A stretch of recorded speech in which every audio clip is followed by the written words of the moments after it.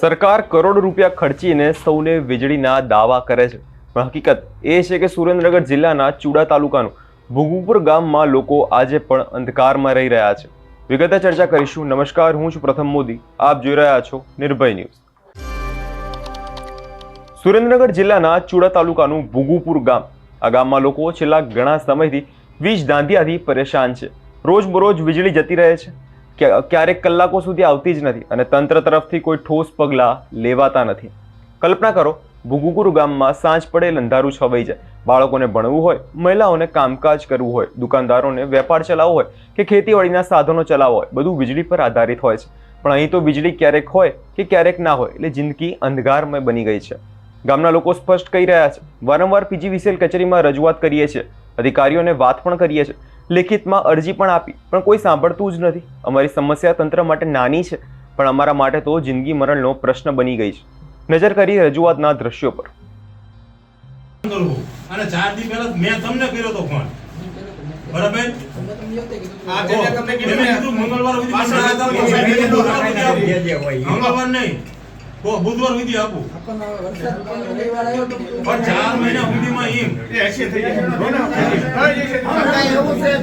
તમને એ નથી ખબર કે મારો કોન્ટ્રાક્ટર કોણ, એટલે મારે ગોતવા જવાનું કોન્ટ્રાક્ટર. 25 તારીખે હું આવ્યો હતા, તમે હતા અહીંયા હતા, વસા બેઠા હતા, બરોબર? મેં વાત કરી હતી તો એમ કહું મારા બાપાને કે તો સકડમ નાખતા ઓટી છે આવશે ચારે એ મને કહો. પેલા મારો ટાઈમ પૂરો થઈ ગયો, હું અરજી ઠોકું એનું તમે ગમે એટલી અરજી કરશો કે કચરામાં જશે, અરજી 1.5 વર્ષની મારી પડી છે અહીંયા. આનો નિકાલ કરો તમે. અને કામ મને તમે લેખિતમાં તમારો લેટર પેડ ઉપર લખી દો કે આ તમારો પાવર ચાલુ ન આવે, તમારું જે બગડે છે એ નુકસાન નહીં આવે.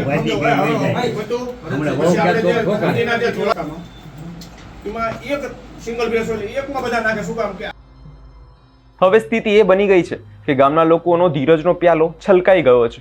ગામના લોકો ભેગા થઈને આજે સીધા ચુડા પીજીવીસીએલ કચેરી પહોંચી ગયા. ત્યાં તેમણે હલ્લાબોલ કર્યો, ઉગ્ર પ્રદર્શન કર્યું અને વીજ તંત્રને ચેતવણી આપી છે કે સાંભળીએ ગામના લોકોએ શું કર્યું.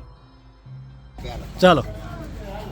ચુડા તાલુકાના ભગુપુર ગામથી આજે અમે બધા જ અને કહેવાય ગામ સમસ્ત વતી, મારું નામ હસમુખભાઈ સાંકળિયા અને ગામ સમસ્ત ખેડૂતો અને તમામ ધંધાર્થીઓ આજે ચુડા પીજીવીસીએલ કચેરીએ ગામની અંદર અવારનવાર ખૂબ જ વારંવાર લાઇટ જાય છે. જ્યારે પણ કહેવાય ને કે વાવંટોળ હોય અથવા તો થોડી વાર કંઈ વરસાદ આવે તો પણ લાઇટ જતી રહે, વહેલી સવારે લાઇટ જાય.